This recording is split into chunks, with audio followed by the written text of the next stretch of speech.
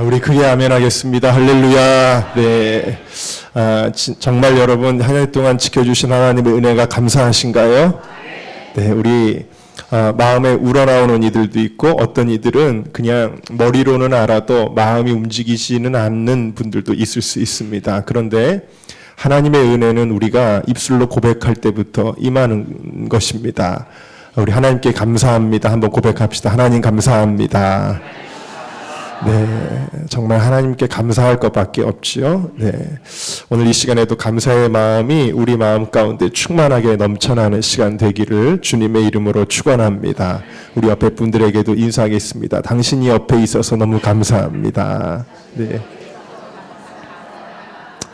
네, 있는 것만으로도 감사하죠. 네, 저희 어머니가 제가 이제 저도 이제 한 30 정도부터는 독립을 했습니다만 그 전까지 20대까지는 이제 부모님과 함께 살았는데 제가 어머니가 꼭 이렇게 하면은 제가 짜증을 내곤 했습니다. 그게 뭐였냐면 여러분들도 혹시 그런 분들이 있으신지 모르겠습니다. 이렇게 식사를 할 때 좋은 반찬이 있으면은 제 밥 위에다 자꾸 올려주시는 거예요. 그런 어머니 혹시 어머니 있으셨나요? 그리고 예를 들면은 뭐 생선 같은 거를 구우면 살을 이렇게 살을 이렇게 다 발라가지고 또 자꾸 이렇게 주시는 거예요. 그리고 뭐 이렇게 김치도 뭐 찢어서 주시고 자꾸 그러면 아들들은 그걸 좋아하나요? 아들들은 짜증을 내죠. 좀 그러지 말라고. 내가 먹고 싶은 거 내가 알아서 먹을 테니까 그러지 말라고. 그렇게 이야기를 하잖아요, 여러분. 네. 짜증을 냅니다. 자꾸 이렇게 그러지 말라고. 제발 좀. 그럽니다. 그리고 심지어는, 밖에 나가서 성도님들하고 식사할 때도 어머니가, 목사님 이거 드세요. 그러면서 이렇게 앞에다 놓으시고 그러면 제가, 막 이러면서 제가 되게 짜증을 냈었어요. 네. 짜증을 냈었는데, 결혼을 했는데, 결혼하니까 어머니랑 똑같은 여자가 들어온 거예요. 그래가지고 식사 때마다 제가 짜증을 사실은 냅니다. 지금까지도 내는데 생선을 하나를 놓으면 다 발라놓는 거예요. 다 발라가지고 주고 그러면 제발 좀 그러지 말라고. 내가 알아서 발라서 먹을 테니까 제발 그러지 말라고. 저만 짜증내나요, 여러분? 다들 고마워하고 좋아하시나 봐요, 여러분들. 표정이 짜증낼 일이 아닌데 하시는 표정들이신 것 같습니다. 근데 어제 또 어머니랑 같이 식사를 하는데 어머니가 또 깻잎을 또 다 갈기갈기 다 찢어 놓으시는 거예요. 잠깐 제가 핸드폰 보다가 식탁을 딱 보니까 그 깻잎이 다 갈기갈기 찢어져 있고 생선이 다 발라져 있고 그러니까 또 나도 모르게 짜증이 확 나는 거예요. 그래서 이제는 좀 어머니도 누구를 위해서 사시지 마시고 이제 어머니만 생각하고 사시라고 좀 이렇게 하시지 말라고 제가 그 말이 여기까지 올라오다가 꾹 참았어요. 왜 참았냐면 나중에 후회할 것 같아서 이런 걸로 짜증내면 나중에 어머니 돌아가시고 나면 후회할 것 같다는 생각이 갑자기 들더라고요. 어머니가 그렇게 하고 싶으시면 하게 그냥 내버려 둬야 되겠다. 그렇게 생각을 했습니다. 여러분 제가 그거 생각을 하면서 오늘 말씀을 준비를 했습니다. 지금 내가 누리고 있는 것부터 감사해야 되겠다라는 거예요. 네. 우리 오늘 말씀의 제목이 있음에 감사하라, 없어도 감사하라인데 한번 말씀의 제목을 따라해 보겠습니다. 있음에 감사하라, 없어도 감사하라. 네, 첫 번째는 있음에 감사하라에 대한 겁니다. 지금 내가 누리는 것에 대해서. 이 둘째 아들, 이 이야기 너무 잘 알죠. 탕자의 비유인데, 둘째 아들이 아버지께 완전히 재산 다 탕진했어요. 완전히 다 잃어버리고 거지가 됐잖아요. 그래서 남의 집 돼지우리를 치는 사람이 됐는데 17절을 보니까 뭐라고 고백했냐면 이에 스스로 돌이켜 같이 읽어볼까요? 17절 시작. 이에 스스로 돌이켜 가로되 내 아버지에게는 양식이 풍족한 품꾼이 얼마나 많은고 나는 여기서 줄여 죽는구나 그랬습니다.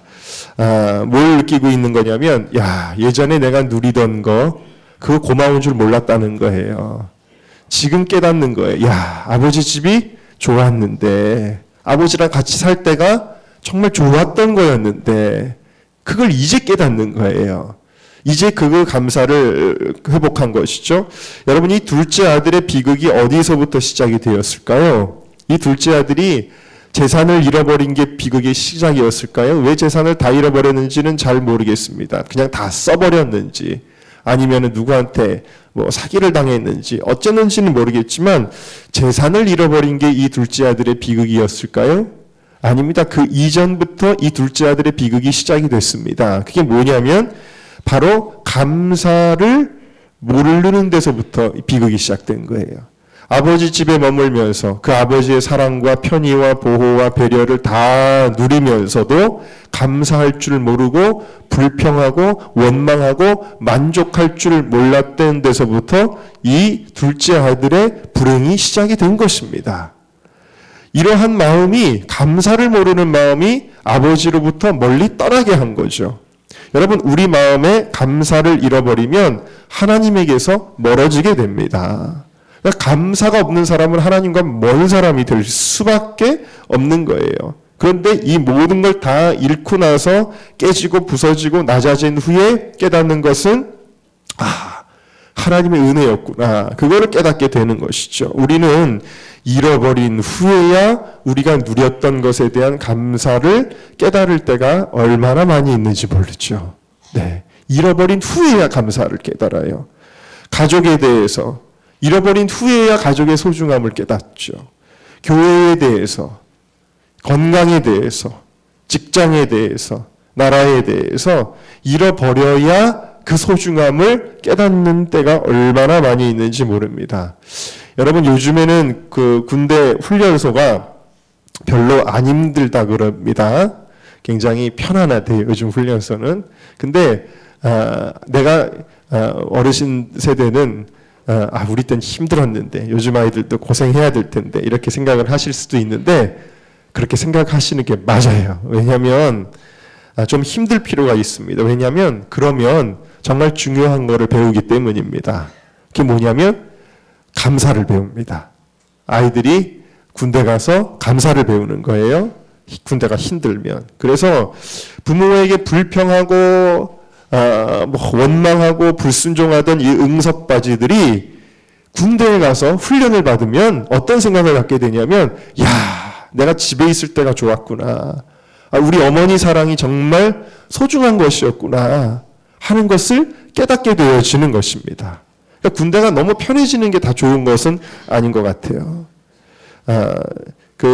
옛날에는, 요즘에는 군대 가도 애들이 이제 군대가 편하니까 엄마 보고 싶어 하지 않죠. 근데 예전에는 군대가 힘드니까 또 막 밖에 나올 수도 없고 요즘처럼 막 무슨 인터넷이 되고 전화가 되고 그러지 않았잖아요. 저희 때만 해도 그러지 않았습니다. 그래서 어머니가 보고 싶잖아요. 그래서 그 예전에 우정의 무대라는 프로그램이 있었는데 기억이 나시나요? 우정의 무대 마지막 하이라이트 프로가 뭐였죠?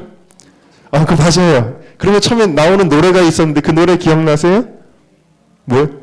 엄마가 빰빰빰빰 보고플 땐 빰빰빰빰 엄마 사진 꺼내놓고, 그러면서 애들 표정을 한번 보세요. 벌써 한 90년대까지는 그 프로가 있었던 것 같은데, 그러면 그 체격이 이렇게 건장한 그 아이들이, 머리를 빡빡 깎고 있는 아이들이 얼굴이 어때요?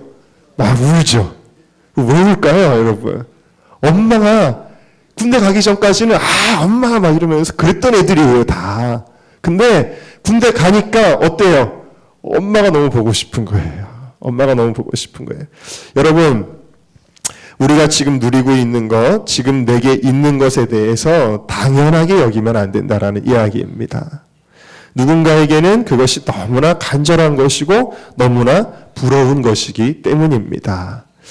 날씨가 갑자기 추워졌어요. 근데 날씨가 추워질 때마다 저는 감사가 나옵니다. 안타까운 마음도 생기고요. 그게 뭐냐면 북한에 있는 우리 동포들은 얼마나 추울까. 여기가 이렇게 추운데 더 북쪽이잖아요. 그러니까 얼마나 추울까. 우리처럼 이렇게 무슨 오리털 파카 같은 것도 없잖아요. 난방도 잘 안 되잖아요. 그런데 얼마나 추울까. 그런 생각이 나오면서 이렇게 따뜻한 옷을 입을 수 있는 거, 따뜻한 차를 탈 수 있는 거, 따뜻한 방에서 잘 수 있는 거, 온수매트라도 틀어놓고 잘 수 있는 거, 그게 얼마나 감사한 일인가. 감사하시죠, 여러분? 네, 감사한 거예요. 이런 감사를 모르는 사람은 이것을 잃고 나서야 그게 감사했던 거구나라는 걸 알게 되겠죠. 얼마 전에 북한군 병사 한 명이 남한으로 넘어왔는데 여러분 총알 바지가 될 걸 알면서도 넘어온 거니 얼마나 그 삶이 힘들었으면 얼마나 그 삶이 괴로웠으면 넘어왔겠어요. 총탄에 맞으면서도 넘어왔겠습니까? 그 사력을 다해 분계선을 넘어온 그 비참함을 우리가 100분의 1도 헤아리기 어렵겠지요. 그 수술을 하는데 기생충이 커다란 거의 수십 마리가 나왔다는 이야기도 있습니다. 얼마나 북한의 병사라고 한다면 그래도 최고로 대우를 해주는 사람들일 텐데 북한 사람들이 정말 열악한 상황 가운데 살고 있는지 여러분 우리가 헤아려 봐야 될 것 같아요. 헤아려 봐야 되는데 엊그저께인가 SBS에서 무슨 행복 나눔인가 하는 프로그램을 하는데 한국의 연예인들이 아프리카에 가서 봉사활동을 하는 건데 근데 한 아이가 소개가 돼요. 르완다의 한 아이가 소개가 되는데 이 아이가 남의 집 문을 두들기는 거예요. 일거리를 달라고. 그 일거리를 안 줍니다. 아이가 할 일이 뭐가 있어요. 또 다른 집에 가서 일거리를 두들기는데 안 줍니다. 근데 이 아이는요. 일거리가 없으면 그날 굶는 거래요. 동생도 먹여야 되는데 굶는 거래요. 그래 취재진이 물었더니 3일 동안 굶었대요. 어떨 때는 일주일도 굶은 적이 있대요. 여러분 제가 그걸 보는 순간에 바로 드는 게 대한민국의 청년들이 과연 지금 누리는 것에 대한 감사를 아는가 라는 생각이 들었어요. 저 아프리카의 저 아이는 먹을 것이 없어서 그냥 굶는데 3일을 굶고 일주일을 굶는데 진짜 헬조선이라는 이야기가 어떻게 나올 수가 있을까 그런 생각이 들었습니다. 여러분 솔직히 우리가 사는 이 세상에 완벽하고 만족함을 누리는 곳이 어디가 있겠습니까? 그래도 우리에게 주어진 것에 대해서 감사할 줄 알아야죠. 그래야 하나님이 더 감사의 조건들을 주시는 거예요. 안희환 목사님이 팔이 하나 없으신데 왼팔이 없으신데 그분은 뭐라고 고백하냐면 내 왼팔 가져가신 하나님 원망하는 게 아니라 오른팔을 나에게 남겨두신 하나님께 감사하다는 거예요. 네. 있는 것에 대해서 감사할 줄 아는 그런 사람들이 되시기를 주님의 이름으로 축원합니다.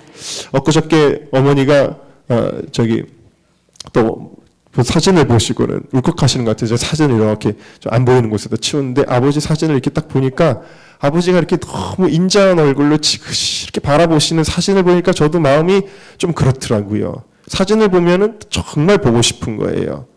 근데 아버지가 이제 항상 자상하시고 집에서는 자녀들에게 자상하시고 인자하시고 그랬던 것도 너무 그리웠기는 한데 근데 이상하게도 여러분 제가 더 서글프고 그리운 게 있어요. 그게 뭐냐면 저를 야단쳐 줄 분이 없다라는 게 그렇게 그리워요. 이상한 감정인데 제가 예전에 예를 들면 이런 적이 있습니다. 제가 예광교회에서 섬길 때 찬양 인도를 했었는데 저녁 예배 사회가 저였는데 제가 깜빡했어요. 그래가지고 앞에서 찬양 인도 기타 치면서 하는데 선교단 티셔츠를 입었어요. 선교단 티셔츠를 입고 준비 찬양이 딱 끝났는데 바로 저녁 예배 사회를 봐야 되는 거예요. 근데 제가 양복을 안 입었어요. 그런데 아버님 목사님께서 야단을 치셨는데 전 교인이 보는 앞에서 야단을 치시는데 그게 그렇게 서러운 거예요. 내가 이렇게 잘 몰랐는데 아버지가 미리 오늘 저녁 예배 사회라고 알려라도 좀 주시지 막 그러면서 괜히 막 서러운 거예요. 그래가지고는 밑에 내려가가지고 닭똥 같은 눈물을 툭툭툭 흘렸더니 신방전도사님이 저를 막 위로해 주시고 그러는데 그렇게 서러울 수가 없었거든요. 근데 여러분 지나고 나서 생각해 보니까 그렇게 훈계하시고 야단칠 때는 야단치셨던 아버지가 얼마나 소중했던가. 그렇게 해서 오늘날 내가 만들어졌는데 그래서 내가 믿음 생활을 이렇게 하는데 그게 그렇게 그리울 수가 없고요. 지금은 제가 얼마 전에도 뭐 하다가 어떤 일이 있었는데 옛날 같으면 아버지가 지금 나 야단치셨을 텐데 근데 아버지가 안 계신 거예요. 야단칠 사람이 이제 아무도 없어요. 언터처블이에요. 근데 그게 좋은 게 아니라 너무 그게 그립더라고요. 서글프더라고요. 그러니까 여러분 있을 때는 감사한 줄 모르다가 없어지면 그때 가서 깨닫는 감사가 얼마나 많이 있는지 모르죠. 그래서 살아계실 때 효도하라는 말이 있듯이 있을 때 감사하시기를 주님의 이름으로 축원합니다. 지금 내 심장이 뛰고 있음에 감사하세요. 걸을 수 있음에 감사하세요. 또 볼 수 있음에 감사하시고요. 또 물 마시고 싶을, 여러분 중환자실의 환자들이 물 한 모금 마시고 싶은데 물 안 줘가지고 고통스러워 하잖아요. 물 마실 수 있음에 물 한 모금만 마실게요, 여러분.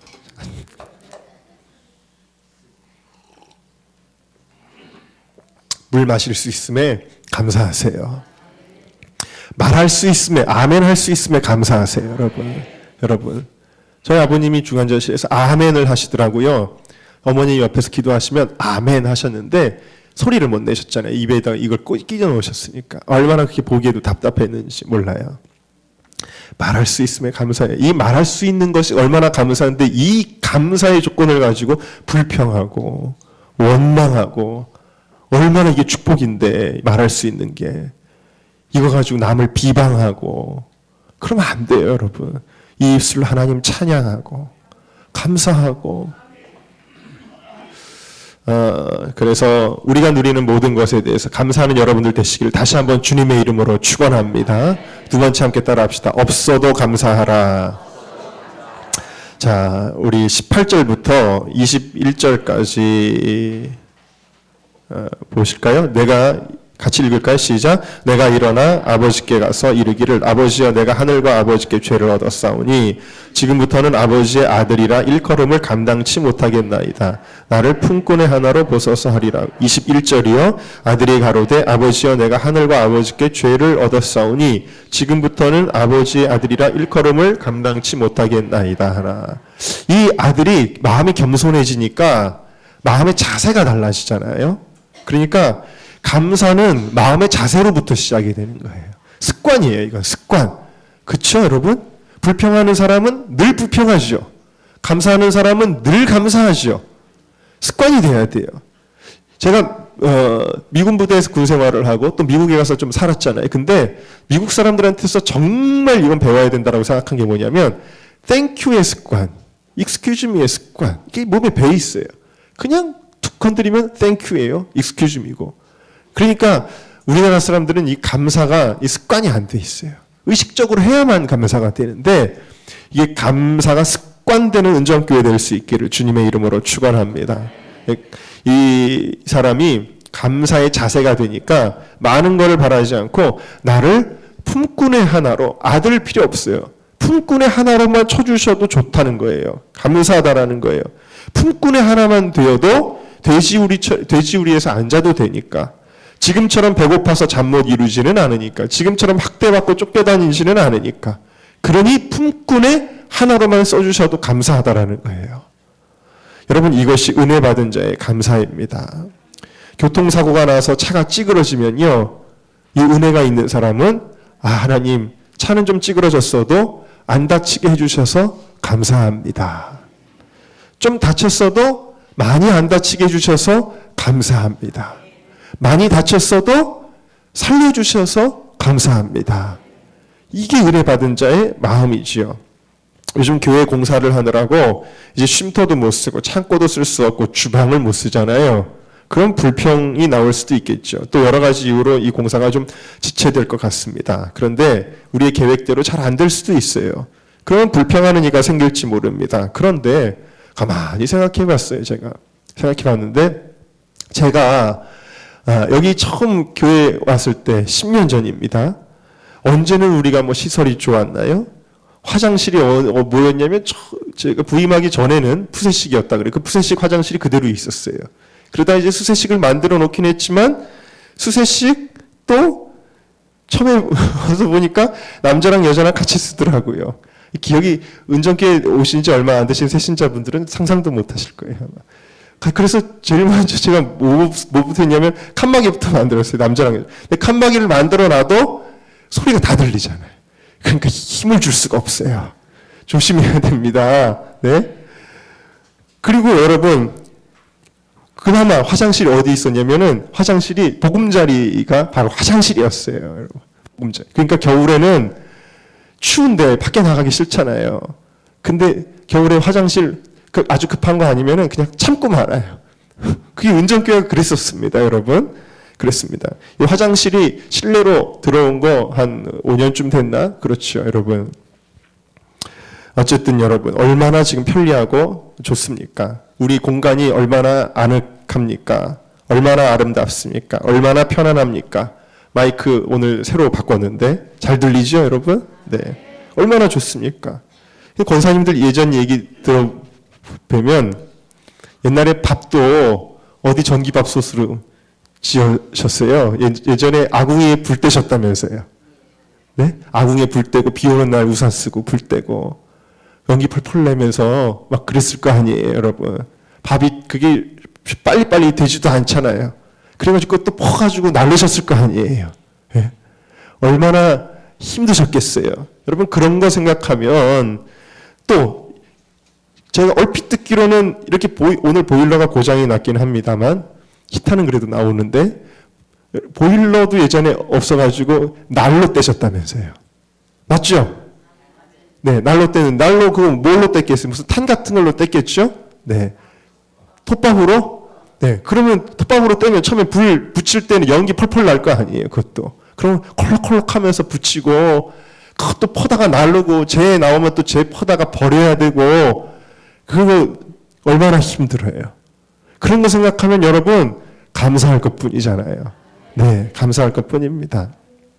밥도 버튼 딱 누르면은 사람이 밥 준다요. 기계가 띠디디디디디 돌아가다가 밥 다 줘주잖아요. 얼마나 그래서 우리가 감사해야 되겠다. 무엇보다 교회가 행복한 거는 시설이 아니고요. 어떤 프로그램이 아니에요. 교회가 행복한 것은 영성입니다. 어떠한 환경에서도 정말 하나님을 사랑하고 사모하는 마음이 있으면 그게 행복한 것입니다. 행복한 거예요. 그래서 은정교회는 다른 어떤 거 사모하기보다 정말 주님을 사모함을 사모하시기를 주님의 이름으로 축원합니다. 잠언 17장에 마른 떡 한 조각만 있고도 화목하는 것이 육선이 집에 가득하고 다투는 것보다 나으니라. 감사를 모르는 가정은요, 벤츠 자동차를 막 굴리고 무슨 그런 데 살아도 지옥 같은 삶을 살더라는 거예요. 근데 정말 마른 떡 한 조각만 있고도 화목한 가정, 감사가 넘치는 가정, 여러분 그런 가정이 다 되시기를 주님의 이름으로 축원합니다.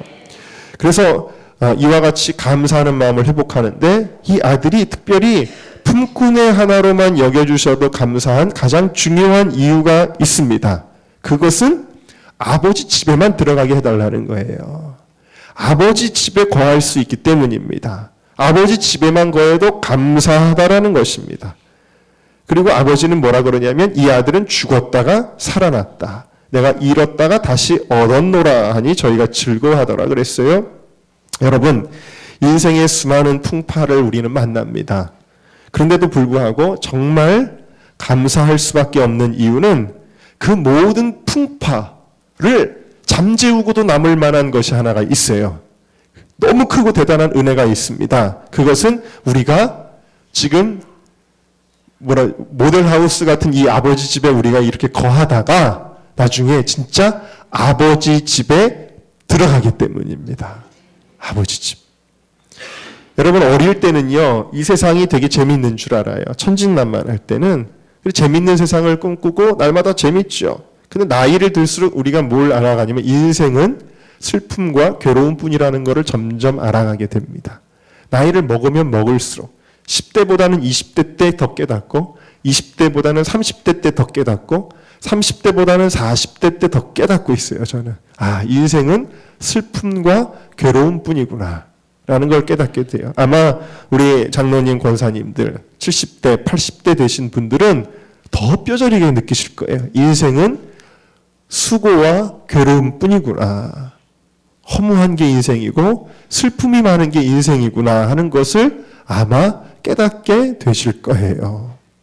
그런데 이 세상에는 슬픔이 많다는 걸 알지만 그래도 소망으로 살아갈 수 있어요. 그 이유가 무엇입니까? 슬픔 많은 이 세상의 끝에 천국이 기다리고 있기 때문입니다. 네. 여러분, 우리가 무언가를 간절히 원하는데도 결국 안 될 수가 있어요. 그럼에도 불구하고 내 뜻대로 안 돼도 아까 우리 찬양에 또 그런 가사가 있으세요. 내 뜻대로 안 돼도 그런 찬양의 가사가 있죠. 근데 내 뜻대로 안 돼도 찬양하리, 감사하리 할 수 있는 이유가 있습니다. 그것은 우리가 영원한 하나님 나라의 백성이기 때문이에요. 주님의 자녀가 될 수 있기 때문입니다.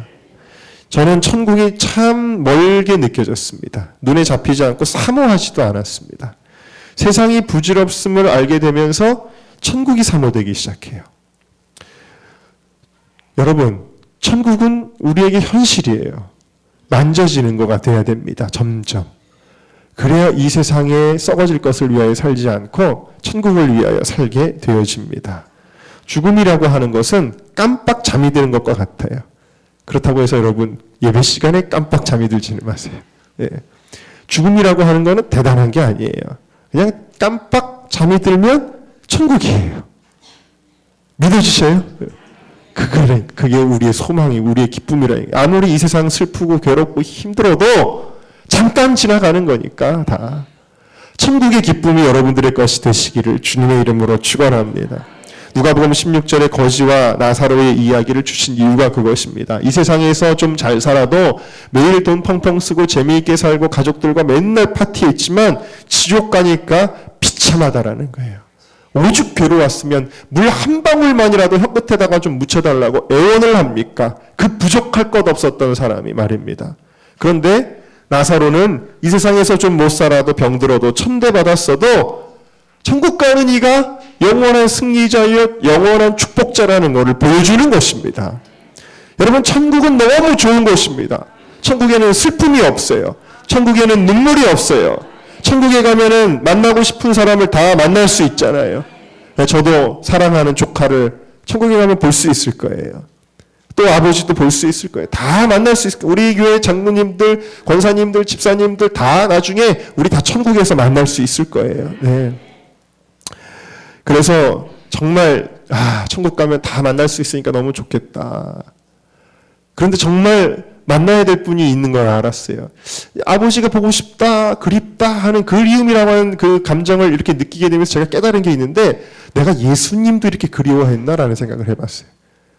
예수님, 그렇구나. 예수님 그리운 분인데, 예수님 사모해야 될 분인데, 여러분 예수님 그리우세요? 예수님 막 보고 싶어서 막 미치겠어요, 여러분? 네? 그래야 돼요, 우리가. 그리고 예수님을요, 지금은 우리가 그냥 말씀을 통해서 만나고, 예배를 통해서 만나고, 기도를 통해서 만나지만, 천국 가면은 예수님을 얼굴과 얼굴을 대하듯이 만난다 그랬어요. 얼마나 좋아요, 여러분. 나를 위해서 십자가 지기까지 나를 사랑하셨던 그분의 정체를 이제는 실물로 보는 거예요. 할렐루야! 얼마나 좋습니까? 그래서 정말 여태까지는 내가 나를 위해 살았는데, 나를 사랑하며 살아왔고, 주님은 나를 위한 필요로 주님을 여겼는데, 이제는 주님을 사모하는 마음으로 천국을 사모해야 되겠구나, 이런 생각이 들더라고요. 손양원 목사님이 두 아들을 잃은 정말 인간의 상상을 뛰어넘는 극한 고통의 순간이겠죠. 두 아들이, 멀쩡하던 아들, 순종하던 아들, 신앙생활 너무 잘하던 효자 같은 두 아들이 예수 믿는다는 이유로 그 공산주의 사상에 물든 학생들에게 의해서 처참하게 죽음을 당했으니 이 얼마나 마음의 괴로움이 상상을 초월하겠습니까? 그런데 손양원 목사님이 그 두 아들의 장례식에서 10가지 제목의 기도를 올려드립니다. 나 같은 죄인의 혈통에서 순교의 자식을 낳게 하셨으니 감사합니다. 허다한 많은 성도 중에 어찌 이런 보배를 내게 맡겨주셨는지 감사합니다. 삼남 삼녀 중에서도 가장 아름다운 두 아들 장자 차자를 바치게 된 나의 축복을 감사합니다. 한 아들의 순교도 귀하다 하는데 하물며 두 아들의 순교리요 감사합니다. 예수 믿다가 자리에 누워서 임종하는 것도 복이라고 하셨는데 하물며 전도하다가 총살 순교당함이리요 감사합니다. 미국 가려고 준비하던 내 아들 미국보다 더 좋은 천국 갔으니 내 마음 안심되어 감사합니다. 나의 사랑하는 두 아들을 총살한 원수를 회개시켜 내 아들 삼고자 하는 사랑하는 마음을 주시니 하나님께 감사합니다. 두 아들 순교의 열매로 말미암아 무수한 천국의 아들들이 생길 것이 믿어지니 우리 아버지 하나님께 감사합니다. 이 같은 역경 속에서 이상 8가지 진리와 하나님의 사랑을 찾는 기쁜 마음과 여유 있는 믿음 주신 우리 주 예수 그리스도께 감사합니다. 끝으로 오 주여 나에게 분수에 넘치는 과분한 큰 복을 주신 하나님께 감사하며 영광 돌리나이다. 이 기도 제목들이 다 결국에 뭐랑 연결되어 있는 걸 볼 수 있냐면 천국이랑 연결되어 있는 걸 볼 수가 있어요. 천국이 없다면 이런 감사가 불가능한 거예요. 여러분 우리의 정말 우리의 삶에 내 뜻대로 안 되고 정말 잃어버리는 것들 있어도 그래도 우리가 감사할 수 있는 이유는 천국 때문이에요. 우리를 향한 주의 구원 때문입니다. 하박국 선지자는 그래서 3장 17절 18절에 진정한 감사를 이렇게 표현합니다. 비록 무화과 나무가 무성치 못하며 포도나무에 열매가 없으며 감람나무에 소출이 없으며 밭에 식물이 없으며 우리의 양이 없으며 외양간에 소가 없을지라도 나는 여호와를 인하여 즐거워하며 나의 구원의 하나님을 인하여 기뻐하리로다. 나를 구원해 주셨으니 내가 천국 가니 기뻐하리로다, 감사하리로다. 비록 없을지라도 감사할 수 있었던 것입니다. 미국의 인종차별이 아주 갈등이 깊었을 때 일입니다. 어느 기차에서 백인하고 흑인하고 싸움이 벌어졌는데 백인이 칼을 던져서 흑인을 죽이려고 할 때에 마침 백인 목사님이 손을 뻗어서 칼을 막아주었습니다. 그래서 칼이 목사님의 손에 꽂혔고 피가 펑펑 흘러내렸습니다. 싸움이 중지가 됐습니다. 이 흑인은 목사님의 희생으로 생명을 보존할 수가 있었어요. 그래서 너무 고마워서 목사님의 사역을 돕겠습니다 하면서 평생 동안 목사님의 곁에서 일을 돕기로 했습니다. 그런데 막상 하다 보니까 종종 실증이 나기도 하는 거예요. 그러면은 불평과 원망을 하곤 하다가 목사님의 손에 있는 그 칼자국을 보면 고개를 숙이며 자기의 잘못에 대해서 용서를 빌고 그리고 다시 감사하는 마음을 회복했습니다. 왜냐? 그 손은 자신의 생명을 구원한 손이었기 때문입니다. 여러분 오늘 우리가 감사할 수밖에 없는 이유는 바로 이 십자가를 볼 때 그런 것입니다. 나를 천국의 자녀로 삼아주시기 위해서 예수님은 십자가에서 물과 피를 다 쏟기까지 두 손과 두 발에 못 박히시고 고통당하셨어요. 죽임당한 어린 양. 그러니 여러분 어찌 감사할 수 없겠습니까? 여러분 있음에 감사하시고 없어도 감사하는 여러분 모두가 다 되시기를 주님의 이름으로 축원합니다.